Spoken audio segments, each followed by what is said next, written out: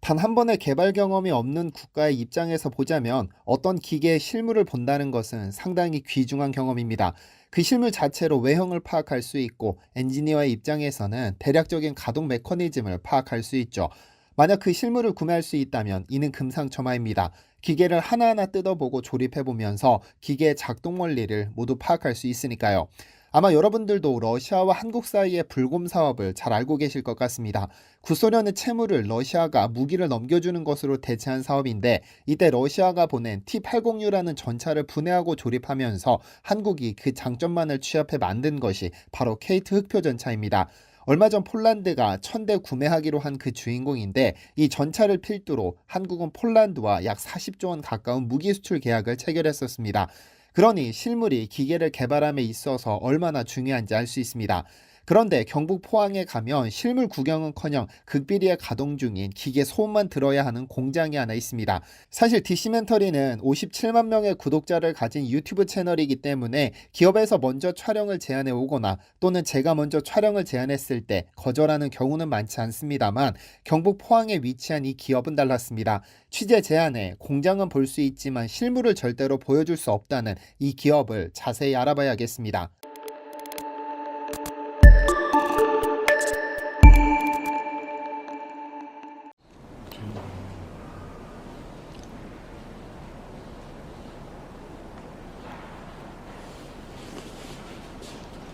모든 것은 이 작은 공장에서 시작됐습니다.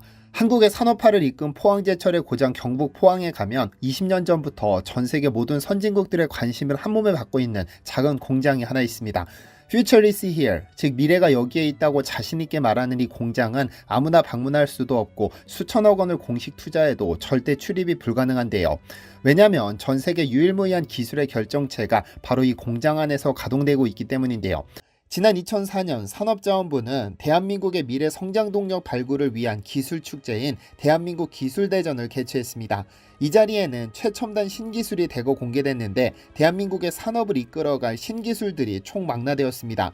이날 삼성전자는 세계 최초로 개발한 TV용 57인치 LCD 패널로 대통령상을 수상했는데, 이 수상에는 비하인드 스토리가 있습니다. 원래 대통령상, 그러니까 1등을 수상하기로 내정된 기업이 있었지만 회사 규모도 작고 매출이 너무 적었던 탓에 1위를 양보할 수밖에 없었던 비운의 기업이 있었다는 사실입니다.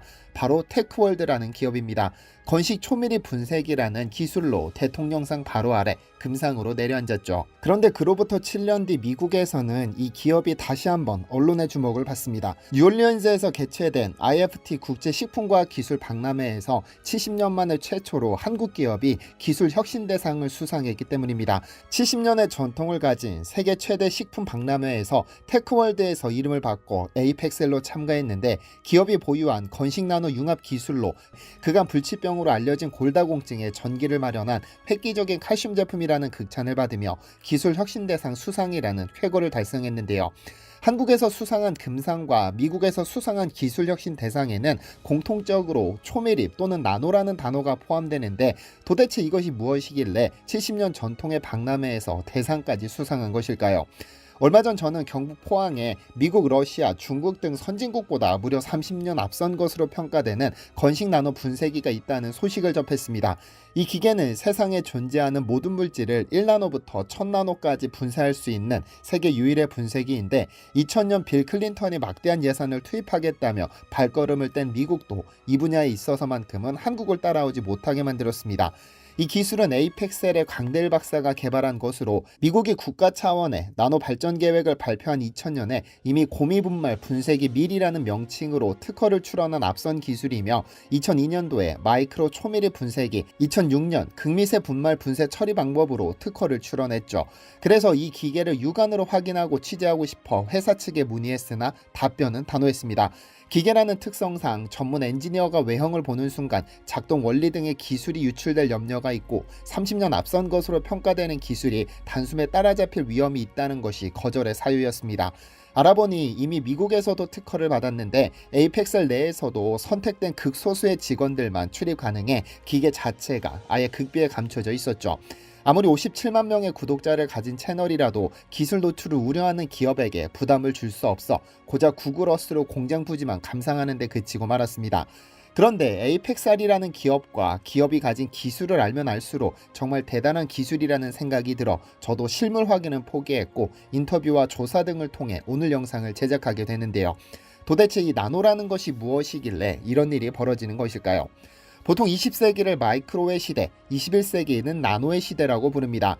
20세기를 화려하게 물들인 컴퓨터공학이나 유전공학이 마이크로 단위인 100만 분의 1의 제어 기술에 바탕을 뒀다면 21세기에는 마이크로의 1000분의 1 크기인 나노 세계가 열린다는 의미입니다. 나노란 그리스어로 난쟁이를 뜻하는 나노스에서 유래했는데 본래는 작다라는 의미이지만 현대시대에는 10억 분의 1이라는 단위로 사용됩니다.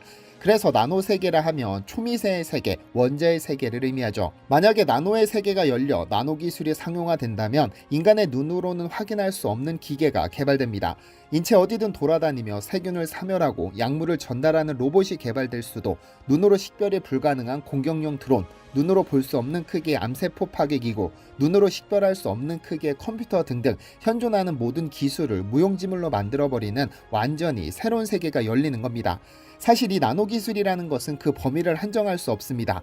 전자, 반도체, 식품, 철강, 건설, 화장품, 의약품까지 현존하는 모든 산업 분야에 적용되지 않는 곳이 없어 최근에는 오히려 나노가 모든 분야에 적용되다 보니 이를 별도의 과학기술로 인정해야 하는 하는 논의까지 나오고 있는 상황입니다. 그런데 나노 기술은 그 자체로 연구되어야 합니다. 왜냐하면 나노 기술에 적용되는 순간 물질은 완벽히 새로운 기능을 가질 수 있기 때문입니다. 나노 기술의 핵심은 나노미터에 근접한 원자나 분자 수준에서 물질을 합성하고 조립하고 제어해 새로운 물질을 구성할 수 있다는 것입니다. 그래서 나노 기술을 이용하면 연필심으로 다이아몬드를 만들 수 있게 되죠. 연필심과 다이아몬드는 원자의 배열이 다를 뿐 같은 탄소 원자로 구성되어 있습니다. 만약 연필심의 탄소 원자를 자유자재로 움직일 수 있다면 연필심으로 다이아몬드를 만드는 것도 그리 어려운 일은 아닙니다. 그러니까 이 나노 기술을 제대로 사용할 수만 있다면 연필심으로 다이아몬드를 생산하듯 원자와 분자의 배열을 달리해 완전히 새로운 물질을 생산할 수 있습니다. 그래서 현존하는 모든 제조업이 역사의 뒤안길로 사라진다고 평가하는 겁니다. 그런데 이 기술이 워낙에 대단했던 것은 세계적인 투자자가 먼저 알아챈 모양입니다. 지난 2019년 11월 세계 3대 투자자 중 한 명으로 꼽히는 짐 로저스는 마포구에 위치한 에이펙셀을 직접 찾아와서는 나노 기술을 직접 살펴보고 돌아갔습니다. 그는 평소 부를 지배하기 위해서는 북한, 희귀강물, 그리고 나노 산업을 꼽았었는데 에이펙셀의 다양한 기술을 확인하고는 현존하는 그 어떤 기술과 신제품을 모두 합친 것보다 10배 이상의 가치가 있는 신기술이라며 인류가 전기를 발명했던 것과 맞먹는 발명이라며 극찬을 쏟아냈습니다. 이후로도 한 달 간격으로 2번이나 찾아와서는 약간의 과장을 보태 무제한 투자를 약속하며 영원히 함께하고 싶다는 희망을 피력하기도 했죠. 그런데 이 기업과 관련해서 재미있는 일화가 있습니다. 대법원이 송사에 휘말린 에이펙셀의 기술력을 입증해버린 사건입니다. 나노 분쇄기를 개발한 에이펙셀이 집중한 것은 우리 몸에서 가장 중요한 영양소인 칼슘입니다. 에이펙셀이라는 기업이 3번에 걸쳐 노벨상에 추천된 것도 이 칼슘 덕분인데 사건은 2007년 시작됩니다. 당시 신모 씨는 에이펙셀이 개발한 나노칼슘 독점 공급 계약을 체결했지만 이후 나노칼슘을 등급별로 생산할 능력이 없으면서 사기를 쳤다면서 특정 경제범죄, 가중처벌 등에 관한 법률 위반 명목으로 법원에 고소를 진행했습니다. 이에 대구지방법원은 만약 에이펙셀이 제시한 모든 자료나 인증, 학술적 평가, 효능 등이 허위일 경우에는 민형사상의 책임을 져야 한다면서 본격적으로 기술 검증을 시작했습니다. 나노칼슘을 등급별로 생산할 수 있는지 여부를 판단하기 위해 법원은 포항산업과학연구원에게 입도 분석을 의뢰했는데 전자현미경을 이용한 분석 결과 4종의 시료에서 각 등급에 맞는 나노 입자를 확인했습니다. 즉 가장 높은 등급인 A등급은 거의 전부가 나노 입자인 것으로 확인됐고 가장 낮은 D등급에는 상당 부분이 나노 입자가 아닌 것으로 판명됐습니다. 즉 고소인이 주장했던 나노칼슘을 등급별로 생산할 능력을 갖추지 못했으면서 사기를 쳤다는 주장이 허위임을 법원이 밝혀낸 것입니다. 대구 고등법원의 판결도 같았습니다. 무엇보다 고등법원에서는 강대일 박사가 개발한 나노분쇄 장비는 지식경제부 기술표준원으로부터 우수품질 인증서를 받았고 위 장비는 비금속 광물이나 세라믹 소재 곡물류 등 각종 소재를 성분의 변화 없이 건식 타입으로 입자 크기를 0.6나노미터 수준까지 대량으로 초미세 분쇄하는 제품으로서 우수품질 제품으로 인증을 받은 사실이 인정된다고까지 강조하며 항소를 기각했습니다. 결국 이 사건은 대법원까지 판결까지 올라갔으나 대법원은 무죄를 선고한 1심에서의 판결을 고등법원이 유지한 것은 정당하고 대법원 상고를 기각했습니다. 즉 지방법원, 고등법원, 대법원이 앞장서서 에이펙셀이 건식 나노 분쇄기를 이용해 등급별로 나노칼슘을 생산할 능력이 있다는 점을 증명한 대한민국 역사상 유례없는 과학재판이 진행된 겁니다. 이 사건으로 그 기술력이 입증된 것은 오히려 에이펙셀이었죠. 강들 박사는 원래 포스코 관계사에서 용광로 투입 재료로 연구하는 연구소 소장으로 재직했었습니다. 당시 철 미세입자를 분석하다 초밀입자 세계에 관심을 갖게 됐고 이후 나노 기술에 빠져 23년을 보냈습니다. 이 과정에서 발명한 것이 전 세계 최초이자 전 세계 유일의 건식 나노 분쇄기이며 현재는 골다공증 등 다양한 질병의 원인이 되는 칼슘을 나노 입자로 분쇄하는 나노 칼슘 제품을 생산 중에 있죠. 무엇보다 법원이 증명했듯 선진국도 해내지 못하는 나노 입도 조절을 자유롭게 할 수 있는 기술력을 갖춰 선진국들의 부러움과 관심을 한몸에 받고 있으며 그래서 제가 그렇게 요청했던 분쇄기 실물을 채널을 통해 공개할 수 없었던 겁니다. 우리는 사실 칼슘이라는 것이 그렇게 중요하다고 생각하지 않지만 골다공증이라는 질병으로 고통받는 분들을 보면 그 중요성을 알 수 있습니다. 칼슘은 우리 인체에서 치아와 뼈를 구성하는 것으로 알고 있지만 조금 더 자세히 살펴보면 체중의 대략 1.5%에 불과한 칼슘 중 99%는 치아와 뼈를 구성하고 나머지 1%는 세포와 혈액에 분산되어 혈액 응고 및 심장 근육의 수축과 이완작용에 필수적인 역할을 맡습니다. 그런데 우리 신체가 특별한 것이 만약 세포와 혈액에 칼슘이 부족해지면 귀신같이 이를 보충합니다. 즉 어떻게 해서든 세포와 혈액에 1%를 유지시키는데 이 칼슘의 공급원으로 뼈를 선택한다는 점입니다.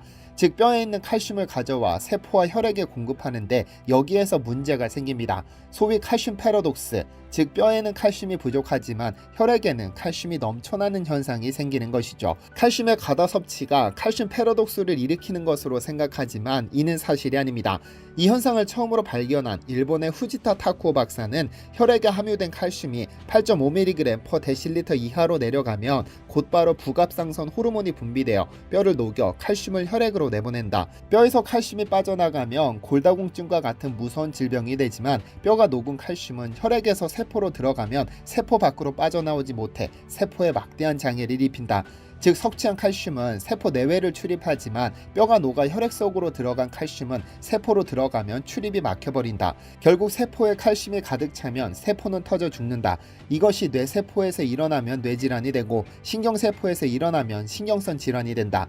이와 같이 칼슘의 섭취 부족은 얼핏 보아 아무 관계가 없는 많은 질병의 원인이 된다고 강조하며 칼슘을 식품 영양학의 첫 번째 보물로 봤습니다. 따라서 충분히 칼슘을 섭취하지 않을 경우 세포와 혈액은 끊임없이 뼈로부터 칼슘을 가져올 것이고 칼슘을 빼앗긴 뼈의 골밀도는 낮아집니다. 우리가 흔히 말하는 골다공증, 즉 뼈에 구멍이 많이 생기는 병이 생기는 겁니다. 뼈에 구멍이 많다면 가벼운 외상 또는 넘어짐 등의 충격에도 쉽게 골절될 가능성이 높아지는 것이죠. 또 다른 문제는 이렇게 뼈에서 가져온 혈액 속 칼슘은 빠져나가지 못하기 때문에 칼슘 패러독스를 불러오고 아무 관계가 없을 것 같은 고혈압, 동맥경화, 심근경색, 노인성 치매, 당뇨병, 암 등과 같은 질병의 원인이 됩니다.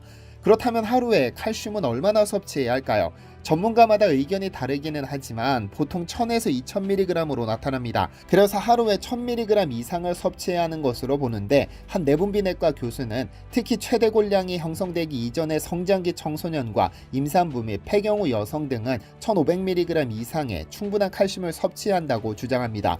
또한 노인들은 칼슘이 빠르게 빠져나가기 때문에 충분히 칼슘을 섭취해야 할 필요가 있고 더구나 칼슘은 우리 몸에서 직접 생산되지 않기 때문에 직접 섭취해야 합니다. 그래서 많은 분들이 우유, 치즈를 포함한 유제품, 등푸른 생선, 콩, 두부, 다시마, 멸치, 건새우 등에 풍부하게 들었다며 식품으로 섭취하고 있지만 문제는 이러한 식품들을 통해 칼슘을 흡수하는 것은 한계가 있습니다.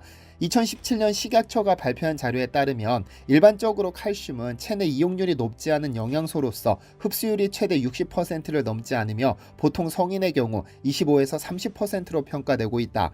따라서 칼슘의 체내 이용률을 높이기 위한 여러 가지 방안이 강구되고 있는데 그중 칼슘 흡수에 도움을 주는 건강기능식품을 통해서 효과를 얻을 수 있다고 강조하고 있습니다. 여기에서 반드시 이해해야 할 개념이 있는데 흡수율과 체내 이용률입니다. 가령 우리 몸이 칼슘을 섭취하면 소장의 육모를 통해 그 영양소를 흡수하는데 이를 얼마나 흡수했느냐를 흡수율이라고 부릅니다. 하지만 더 중요한 것은 칼슘이 흡수된 후에 우리의 뼈 조직과 세포가 그것을 얼마나 이용할 수 있는가, 즉 생체 이용률이 얼마나 높은지가 상당히 중요합니다. 아무리 많이 흡수했다고 하더라도 우리 세포와 뼈 조직이 이를 이용하지 않는다면 생체 이용률은 0%에 불과하죠. 따라서 어떤 칼슘 제품이든 흡수율을 넘어 세포와 뼈 조직이 실질적으로 이용 가능한 실제 칼슘의 양이 많아 골밀도가 채워지는지를 보고 섭취 여부를 결정하셔야 합니다. 아마 많은 제품들이 흡수율이 높다는 용어로 마케팅을 하고 있지만 현명한 여러분들이 고려하셔야 할 것은 흡수율이 아니라 생체 이용률을 고려하셔야 합니다. 부디 현명한 소비자가 되시기를 바라는 의미에서 말씀드립니다. 그렇다면 체내 이용률을 높이려면 어떤 칼슘을 섭취해야 할까요? 강델 박사님의 설명을 들어보겠습니다. 저도 소비자 입장이고 여러분들도 같은 소비자 입장인데 이 소비자들이 우리 입으로 들어가는 음식, 식품이나 의약품 이런 것들을 선정할 때 반드시 두 가지를 다 같이 보셔야 되는데 그 한 가지는 흡수율과 또 한 가지는 생체 이용률입니다. 일반적으로 제약회사나 식품회사들이 소개 내용 보면 흡수율만 99%, 흡수율이 높다고 이렇게만 표현되어 있지 생체 이용률이 99% 이상으로 뛰어나다 하고 이렇게 광고하는 거는 보지 못했었을 겁니다. 생체 이용률이 굉장히 중요한데 이 생체 이용률이라는 건 바로 효능과 효과입니다. 우리가 녹차를 마시더라도 녹차 속에 있는 모든 영양소가 다 내 몸에 생체 이용이 돼야 되고 인삼을 한 뿌리 먹더라도 탕제법이라든지 추출해서 영양이 풍부한 찌꺼기를 버리지 말고 이게 내 몸에 다 영양으로 들어와야 된다는 거죠. 그래서 효능과 효과가 뛰어나야 되는데 이 효능과 효과를 따지는 것이 바로 생체 이용률입니다. 그러나 기존의 제조 방식에서는 가공을 하는 과정에서 고유의 내재된 영양 성분이나 색소라든지 향이라든지 이런 것들이 다 파괴가 때문에 결국 흡수율은 뛰어나더라도 생체 이용률은 굉장히 저조한 거죠. 이렇듯 위에서 언급한 모든 기술의 집약체가 바로 에이펙셀의 나노칼슘입니다. 우선 이 제품의 경우 세계 최초이면서 세계 유일의 건식 나노분쇄기를 이용해 생산된 칼슘으로 미국, 러시아, 중국 등 선진국이 탐내는 바로 그 제품입니다. 현재 세상에 존재하는 모든 신기술은 세상에 등장하는 순간 3개월 내에 유사기술, 유사제품이 시장에 나옵니다. 그리고 특허가 만료된 뒤에는 기다렸다는 듯이 유사제품 또는 효능과 성능을 높인 추월 제품이 쏟아져 나오죠. 그만큼 기술의 수명이 짧은 겁니다. 하지만 에이펙셀이 개발한 나노칼슘제는 세상에 나온 지 20년이 넘었으나 아직 그 어떤 국가도 모방 제품이나 유사 제품도 내지 못하는 상황입니다. 그래서 덕분에 깐깐하고 까다롭기로 소문난 식약처 광고심의기구는 2006년부터 이 제품의 모방 불가능과 세계 최초라는 광고심의를 허락해줬죠. 누구도 따라할 수 없는 세계 최초의 제품이라는 것을 인정한 겁니다. 나노의 세계는 적혈구보다 1000배 작은 세상이며 이는 인간의 눈으로 볼 수 없는 세상입니다. 그렇다면 적혈구 크기의 칼슘 제품과 나노 크기의 칼슘 제품 중 생체 이용률이 높은 제품은 어떤 제품일까요? 당연히 나노 제품입니다. 미세할수록 흡수가 수월할 수 있고 미세할수록 혈중에 도달하는 양이 많아지고 생체 이용률이 높아질 가능성이 높죠. 또한 에이펙셀의 기술력에 대해 의구심을 품고 계시는 분들을 위해 업체 측에서 회원 가입하시는 모든 분들께 187페이지에 달하는 증빙 자료를 보내드리고 있습니다.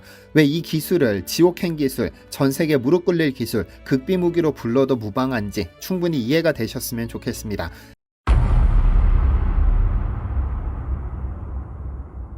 한국전쟁 이후 약 70년간 대한민국이 전 세계를 깜짝 놀라게 한 사례는 수도 없이 많지만 과학이라는 분야로 한정하면 크게 두 개 사례가 떠오릅니다. 하나는 2000년대 초반 전 세계를 발칵 뒤집었던 황우석 줄기세포 사태, 작년 7월 전 세계 과학계의 폭풍을 몰고 온 상온 초전도체 사태가 있습니다. 그런데 임팩트가 더 강했던 것은 초전도체 사태였습니다. 좀 살펴볼까요? 참고로 위 공장은 벌써 20년 전에 초전도체 물질과 흡사한 물질을 만들어 사용하고 있는데 관련된 내용은 아래에서 자세히 설명드리겠습니다. 세상에 있는 모든 물질은 전기가 얼마나 잘 통하는지에 따라 도체, 반도체, 부도체로 구분합니다. 도체는 금이나 구리처럼 전기가 잘 통하는 물질이고 반도체는 전기가 통하는 정도를 조절할 수 있는 물질입니다. 원하는 대로 전기가 통하는 정도를 조절할 수 있어 스마트폰과 같이 전기 신호로 연산하고 작동하는 대부분의 전자기기에서 중요한 역할을 하죠. 반면 플라스틱이나 고무처럼 전기가 거의 통하지 않는 물질은 부도체라고 합니다. 그런데 초전도체는 쉽게 말해 도체보다 전기가 아주 잘 통하는 물질을 말합니다. 전기 저항이 아예 0인 상태를 가지기 때문이죠.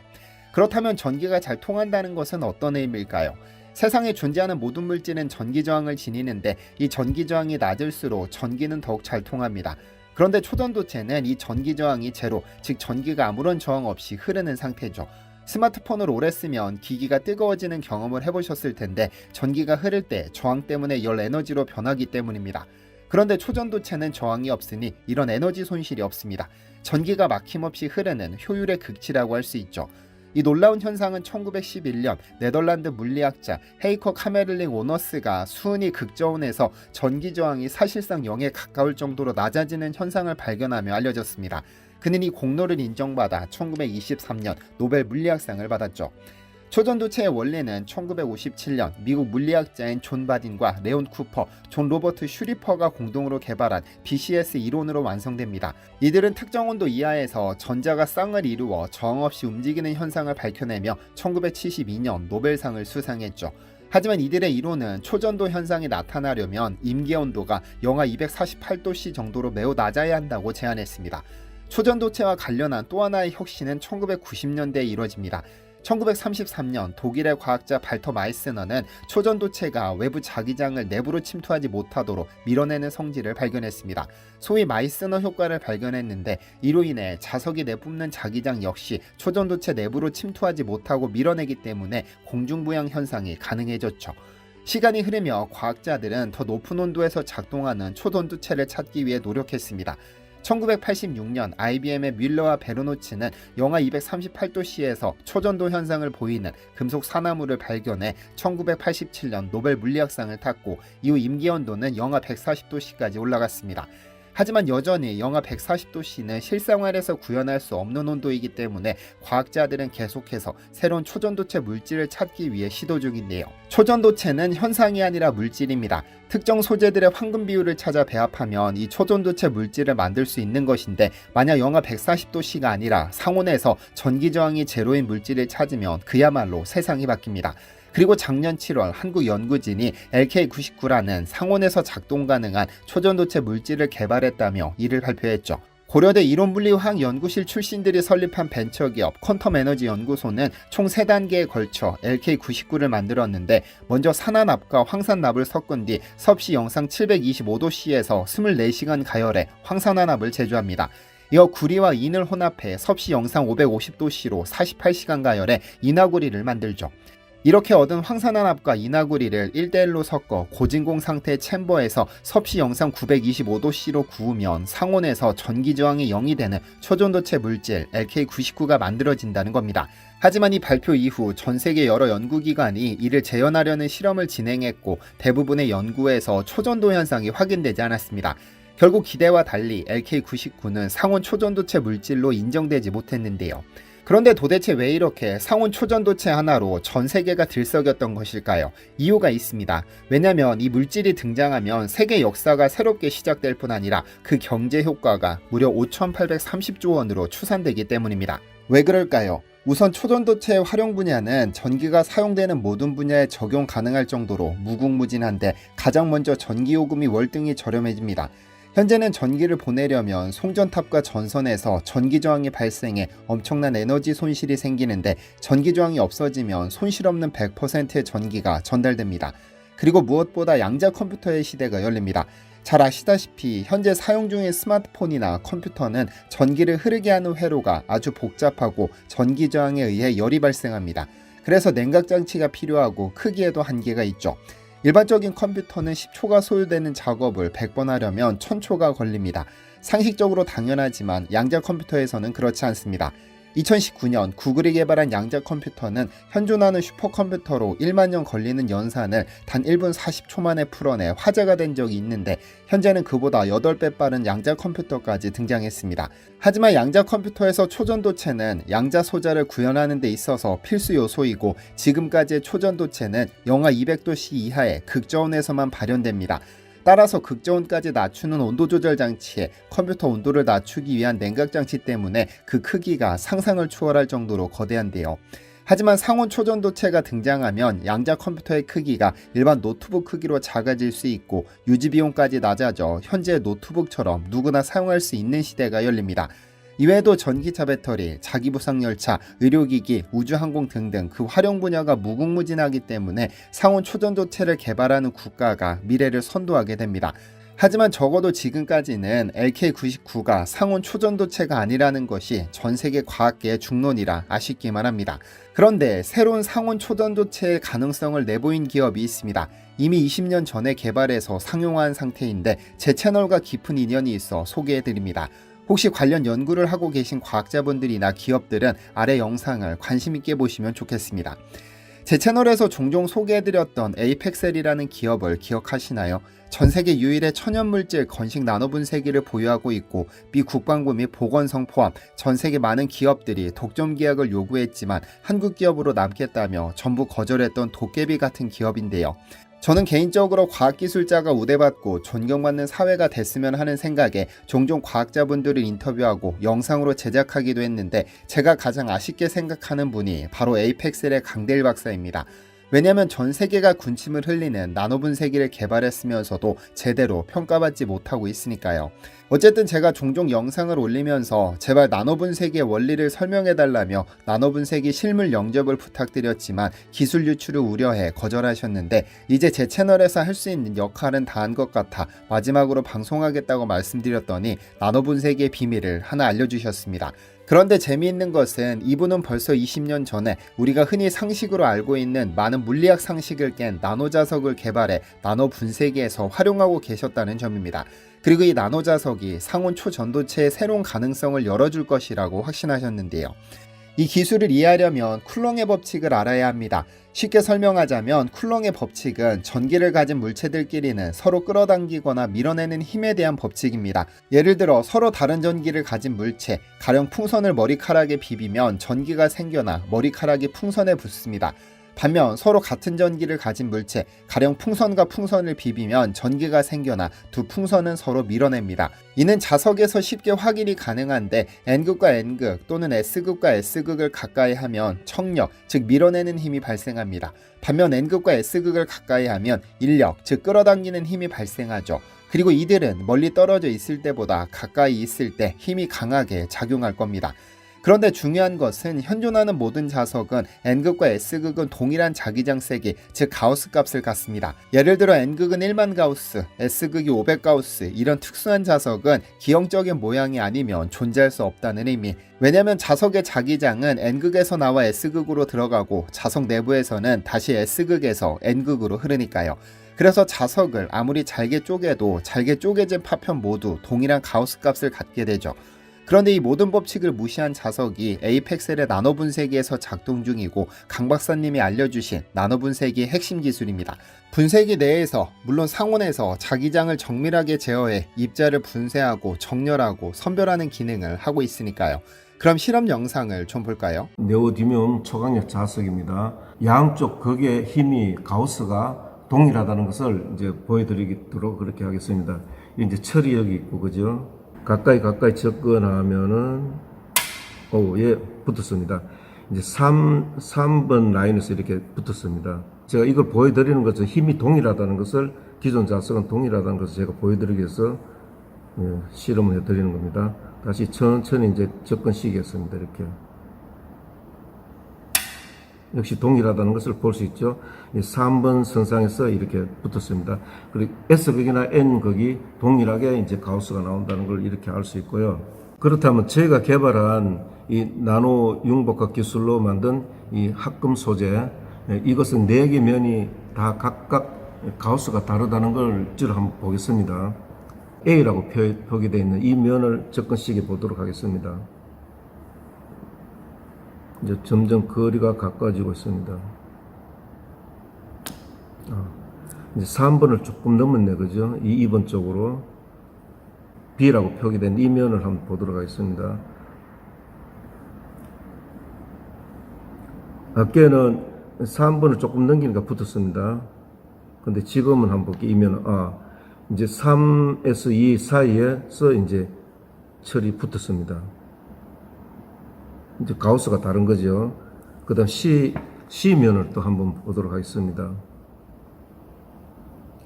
가까이 이렇게 접근합니다. 이제 아까는 2.5, 2와 3 사이 여기서 붙었습니다. 그죠?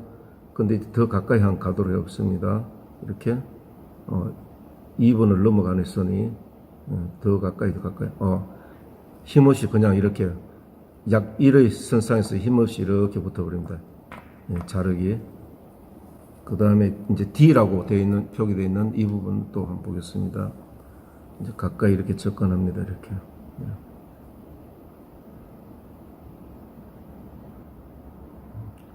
2번을 넘어갔습니다. 2번. 1번.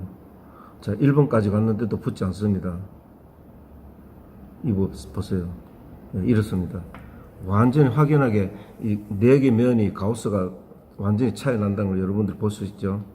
이제 힘이 동일했을 때 쿨롱의 법칙이 이제 작용하는 것이 원리가 적용되는데 저희들은 4개 면이 서로 완전히 다르기 때문에 힘이 그래서 이 거리의 제곱에 반비례한다는 그 논리가 이제 맞지 않습니다. 저희 이제 자석에서는 이쪽 모서리 N이 강한 N이 있고 이쪽에는 이제 N극이 여기입니다. 그러면 밀쳐내는 힘이 굉장히 강해야 됩니다. 그렇지 않습니까? 굉장히 강한 힘으로 밀어내야 됩니다. 이제 그런데 이렇게 보시면 이렇게 서로 이제 N과 N입니다.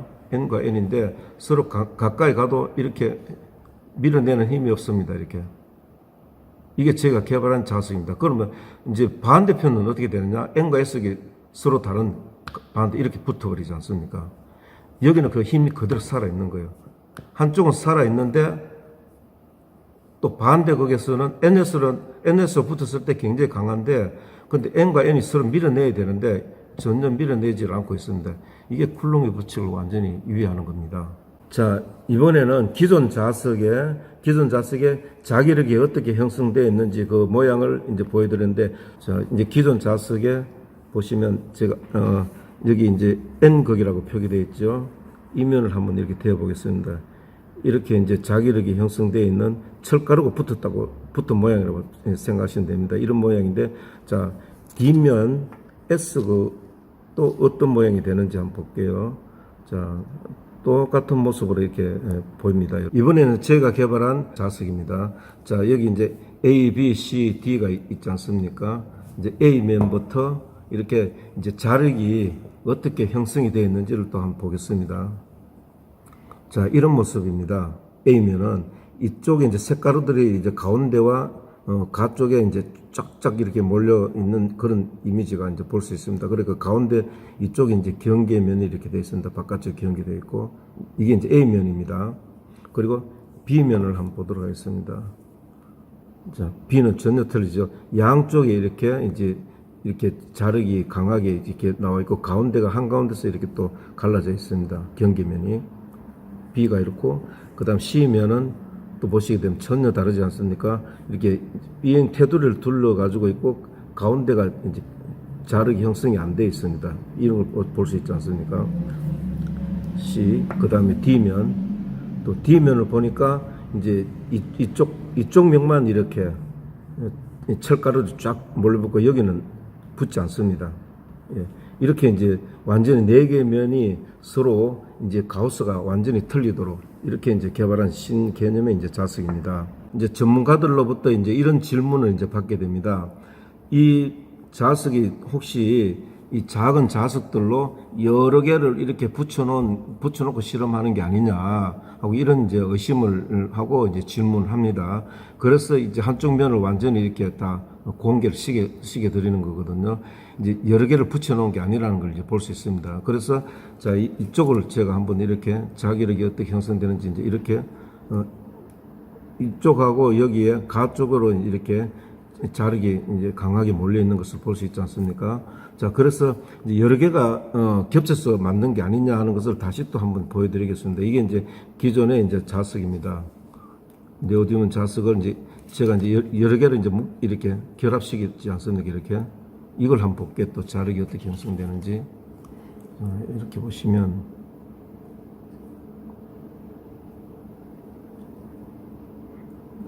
이렇게 다 각각 이제 여러 개가 겹쳐 있을 때는 이런 모습으로 나타내고 있습니다. 근데 저희 거는 이렇게 그냥 짝대기 모양으로 이렇게 그대로 다 나타나죠. 중간에 끊긴 모습이 없지 않습니까? 이건 뭘 하느냐? 합금을 할 때 저희가 이제 그대로 다 하나로 다 몸집을 만들었다는 걸 그걸 증명할 수 있습니다.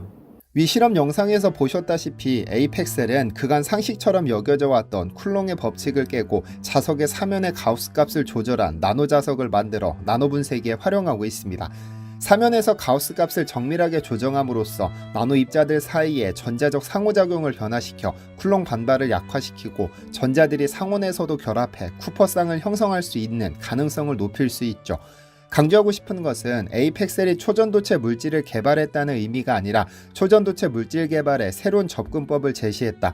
그리고 그 방법은 이미 나노 분쇄기에서 20년째 활용되고 있다는 점입니다. 이미 쿨롱의 법칙을 넘어서는 현상이 관찰됐다는 사실만으로도 전 세계 물리학계를 뒤흔들 만한 사건이지만 나노 자석의 가우스값 조절 기술까지 더해져 이를 응용한 전기저항 영상태의 상온 초전도체가 세계 최초로 개발되면 한국이 6천조 원을 육박하는 전 세계 시장을 제패하게 되는 겁니다.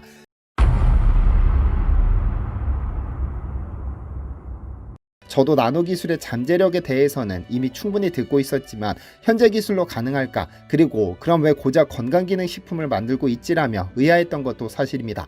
그래서 지속적으로 업체에 신뢰할 만한 기관의 나노입도 분석 자료를 보내달라. 전 세계 유수의 기업으로부터 러브콜을 받았다는데 그걸 증빙할 수 있는 자료를 보내달라. MOU라도 체결한 것이 있으면 그 서류라도 보여달라. 지속적으로 요청해왔습니다. 오늘 여러분께 공개할 예정이지만 이건 진짜 미친 기술이고 현재 실제로 존재하는 기술입니다.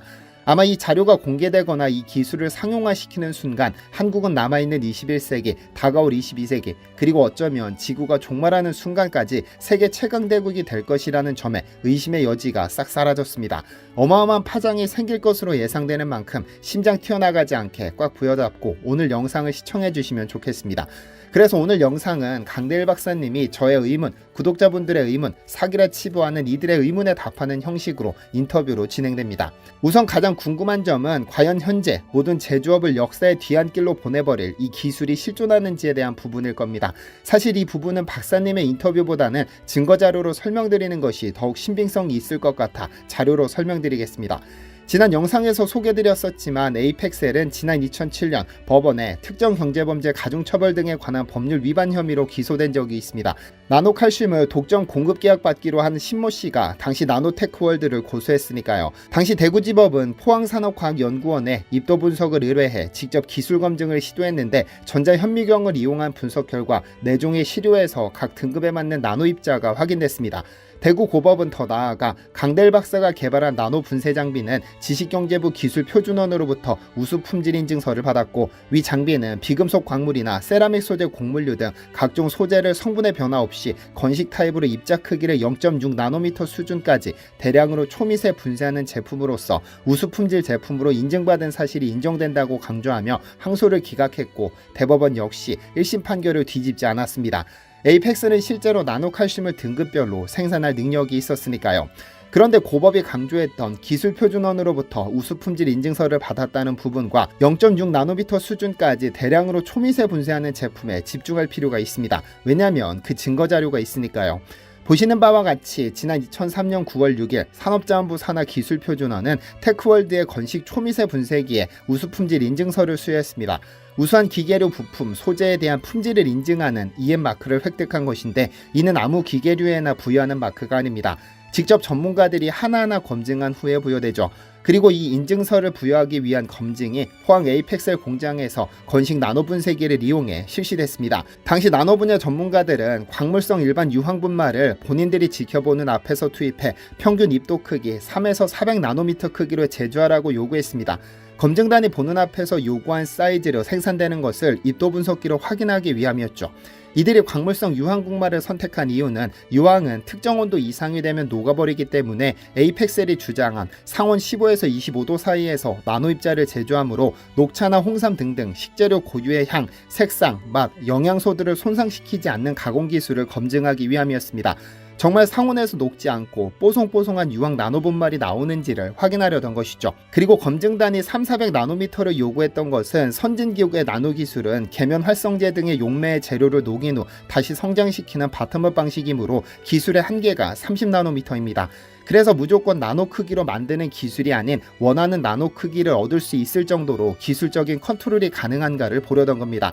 그리고 나노 기술은 작은 입자보다 큰 입자로 가공하는 것이 훨씬 더 어렵기도 합니다.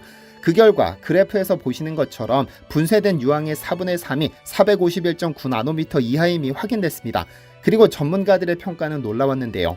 나노 전문가들은 신청 제품은 아직 국내외 다른 기업에서 개발하지 않은 제품으로서 분쇄 분야에서는 최초로 시도되는 독창적이고 혁신적인 기술이며 자체 기술진에 의해 수많은 시행착오를 거쳐 축적된 자료를 토대로 설계 개발된 것으로 평가되었다. 평가 결과 투입 전에 비해 분쇄 입자가 최소 2배 이상 미세하게 가공된 것으로 평가되었으며 분쇄 시간을 충분히 늘린다든지 분쇄 횟수를 2, 3회로 하면 분쇄 효율도 따라서 획기적으로 좋아지는 것으로 평가되었다고 결과서에 썼죠. 그러니까 에이펙셀의 건식 나노 분쇄기는 나노 분쇄가 가능한 것을 넘어 원하는 나노 사이즈를 생산할 수 있다는 점이 나노 전문가들에 의해 검증된 겁니다. 법원도 포항산업과학연구원도 기술표준원의 나노 전문가들도 전부 에이펙셀이 원하는 크기의 나노 입자를 만들 수 있다는 기술 완성도에 증인이 된 겁니다. 그러니까 1나노든 10나노든 100나노든 500나노든 어느 기업, 어느 국가, 어느 산업, 어느 제조업 분야가 원한다면 언제든 얼마든 원하는 크기의 나노 입자를 공급할 수 있는 겁니다. 괜히 이 세상 모든 제조업을 역사의 뒤안길로 보내버린다는 평가를 받는 것이 아닙니다. 지난 영상에서 에이펙셀은 미 국방부를 포함 전 세계 유수의 기업들로부터 러브콜을 받았으나 전부 결렬됐다고 말씀드렸었는데 이 또한 사실입니다. 첫 번째로 내용을 말씀드릴 기업은 일본의 IHI사입니다. 이 회사는 우주선 엔진, 우주 정거장 부품 소재, 항공모함 제작 회사입니다. 2004년도 각종 나노 소재를 실험한 후에 일본에 이주하여 IHI사 브랜드로 찍어서 에이펙셀 나노 장비를 전 세계에 제조해서 판매하자는 그런 제안을 해왔고 그것이 저희와 맞지 않아서 결렬되었습니다. 박사님이 말씀하셨던 것처럼 일본의 IHI는 일본의 대표적인 기업으로 제1차 세계대전 기간 선박과 군함 제조로 큰 돈을 벌었고 제2차 세계대전 기간에는 일본군의 전투기를 제작해 공급하며 막대한 부를 축적했습니다. 이때부터 우주산업에 대한 꿈을 키워와 지금은 우주선 엔진, 우주정거장 부품 소재, 항공모함 등을 제작하고 있는데 IHI는 에이펙셀의 나노 기술을 확인한 후 양사는 2003년 8월 기밀유지 협약서를 체결했습니다. 그리고는 2004년 포항으로 직접 찾아와 각종 나노 소재 실험을 진행했고 기술력을 직접 확인했죠. 하지만 기술력이 탐났던 IHI는 일본으로 돌아가 IHI 로고를 붙여 전 세계에 나노 분쇄기를 유통할 계획이 없는지를 물어왔고 에이펙셀은 기계 내부가 공개되면 모든 기술을 일본에 빼앗기기 때문에 계약을 결렬시켰습니다. 두 번째 기업으로도 역시 일본의 세이신 기업인데 세계 최대 초밀입자 분쇄기 제조 전문 회사입니다. 이 회사도 2005년도에 일본에 이주를 해서 일본 세이신 브랜드로 전 세계 에이펙셀 나노 분쇄기 판매 사업을 그렇게 제안을 받았는데 저희가 이제 결렬되었습니다. IHI와 계약이 결렬되고 1년 뒤 일본의 세이신 기업이 에이펙셀을 찾았습니다. 세이신은 세계적으로도 잘 알려진 분쇄기 전문 기업인데 세이신의 제안도 IHI와 동일했습니다. 에이펙셀의 건식 분쇄기를 한국에서 수입해 일본에서 판매하고 나아가 전 세계 판매 사업을 하고 싶다는 것이었죠. 당시 세이신은 일본뿐 아니라 전 세계 어디에도 건식 분쇄 방법을 이용해 나노 사이즈의 분쇄가 가능한 장치는 없으며 범용 소재가 나노 사이즈까지 분쇄된다면 재료 분야에서 일대 혁명이 일어날 것이라고 강조했었습니다. 다만 마찬가지로 일본에 기계 자체가 넘어가는 순간 모든 기술이 공개되기 때문에 계약 체결을 진행하지 않았습니다. 세 번째로는 미국 윈덤 시큐리티 투자증권 회사입니다. 이 회사는 2008년도에 저희 에이펙셀을 실제 방문하였고 회장단이 포항에 5억 달러 투자해서 나노 산업 단지를 설립하자고 하였고 이 나노 산업 단지에 이제 50대 50 지분 투자를 하기로 그렇게 이제 MOU를 체결했습니다. 그러나 실제 자금을 투자할 시점에 와서 나노 원천 기술을 보유한 에이펙셀 본사의 경영권 51% 지분을 요구했기 때문에 결렬이 되었습니다. 이 내용은 신문에도 보도되었던 내용이기도 한데 투자 전문회사 윈덤 시큐리티는 2008년 실제로 포항을 방문해 에이펙셀 공장을 방문했습니다. 당시 윈덤 시큐리티는 포항에 총 5억 달러를 투자해 나노 생산단지를 조성하고 에이펙셀 제품의 미국 유통을 위한 유통 전문회사 설립을 추진했었죠. 그러나 실제 자금을 투자해야 할 시점에 건식 나노 분쇄기 원천 기술을 보유한 에이펙셀의 지분 51%를 요구하는 바람에 전면 무산됐습니다. 네 번째로 말씀드릴 글로벌 기업은 포스코로 2009년도 7월 달부터 실험을 계속해서 검증을 해왔고 또 2010년도 8월 연구 용역 계약도 체결을 하였습니다. 그러다가 2011년도 회의록을 보면 에이펙셀 나노 분쇄 기술의 기초 원리를 포스코에 공개할 것을 요청하였기 때문에 그래서 또 결렬되기도 하였습니다. 지난 영상에서도 말씀드렸듯 한국 굴지의 대기업도 에이펙셀의 나노 분쇄 기술을 사용하기 위해 계약이 추진되기도 했었습니다. 포스코였는데요. 포스코와 에이펙셀은 2009년 5월 말 처음 만나 강대일 박사가 포스코 회장에게 직접 나노 기술의 포스코 활용 방안에 대해 브리핑했습니다. 에이펙셀은 슬래그, 즉 철광석, 석탄, 석회석 등 천연 자원으로부터 철강 제품을 생산한 후 생산된 부산물을 나노 사이즈로 분쇄해 활용하는 방안을 제시했고 이후 포스코에서 직접 에이펙셀 공장에서 실험에 참관했었습니다. 그리고 2010년에는 약 4조 5천억 원에 해당하는 신사업 제안서를 제출했었죠. 실제로 슬래그 사업 기술 검증을 위해 3억 원의 실험 설비 계약이 체결됐고 니켈을 몇 나노 입자로 만들 수 있는지에 대해서도 실험이 진행됐습니다. 아마 이 과정에서 에이펙셀의 나노 기술력이 확인됐기 때문에 얼마 뒤 나노 분쇄 기술의 기초 원리를 포스코에 공개할 것을 요구한 것이 아닐까 생각됩니다. 아마 에이펙셀의 입장에서는 해외 뺏기기보다는 국내 기업을 위해 이 기술을 사용하고 싶었겠지만 핵심 기술을 공개하도록 요구해 계약까지 이르지는 못한 것으로 보이는데요. 중소기업이 개발한 대단한 기술을 외국 기업 또는 대기업들이 지위를 이용해 함부로 사용하려는 일은 비일비재할 것으로 생각됩니다. 우리 조선사들이 프랑스 기업에게 척당 100억 원의 특허료를 내고 사용하는 것처럼 정당한 특허료를 내고 사용하면 아무런 문제가 되지 않겠지만 기술만 취하려는 욕심이 아쉽기만 합니다. 그런데 에이펙셀에 접근한 업체는 비단 위 4개 기업에 그치지 않습니다. 그 외에도 이제 미국 국방부나 또는 미국 보건성, 독일의 지멘서, 러시아 크레물린궁, 또 미국 아메이사, 미국 화이자, 미국 월마트, 일본 롯데그룹, 일본 신일본제철 이외에 또 국내 S전자나 L전자 또는 방산 기업인 H사 등 국내외 글로벌 기업들과 많은 협상 과정이 있었지만 그 소개하는 데는 시간적 한계가 있기 때문에 또한 그 가운데서 대외적으로 또 비공개를 할 수 없는 그런 자료들이 또 있기 때문에 이 정도로 오늘은 소개를 해드리고자 합니다.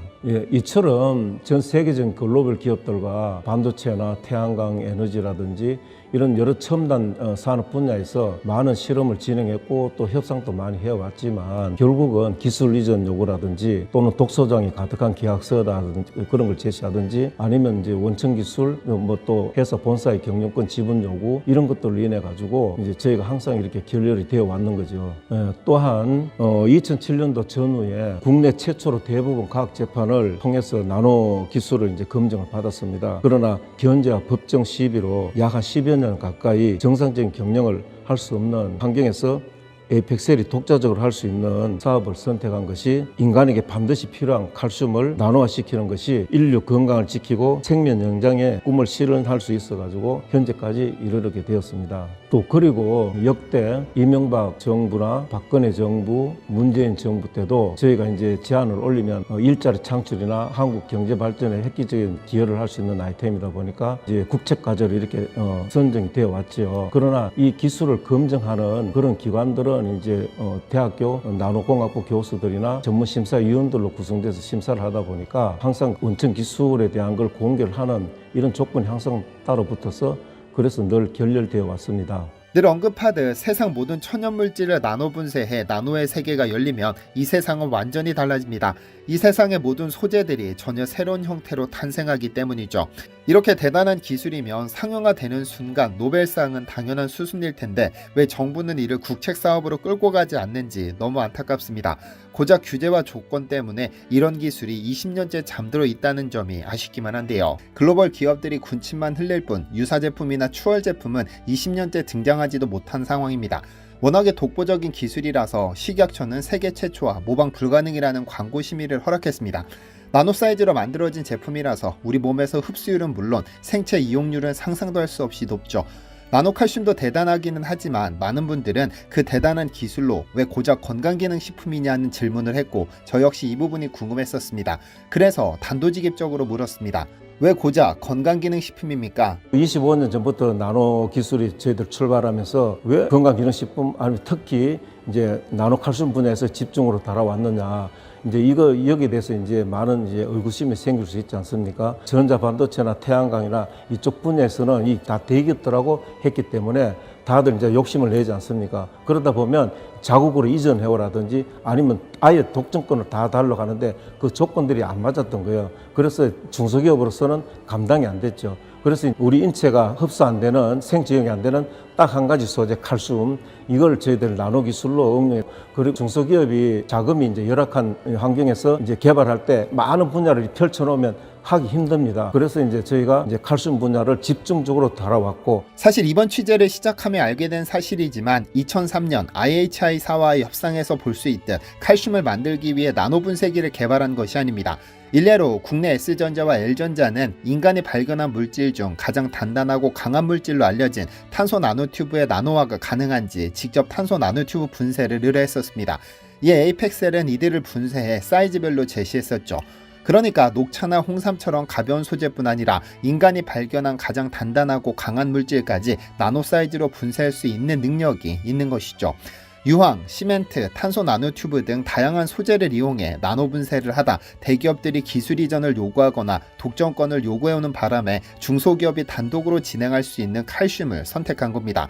물론 칼슘은 우리 신체에서 직접 생산하지 못해 외부에서 섭취해야 하는데 식약처가 설명했듯 칼슘은 체내 이용률이 높지 않은 영양소로서 흡수율이 최대 60%를 넘지 않으며 보통 성인의 경우 25에서 30%로 평가됩니다.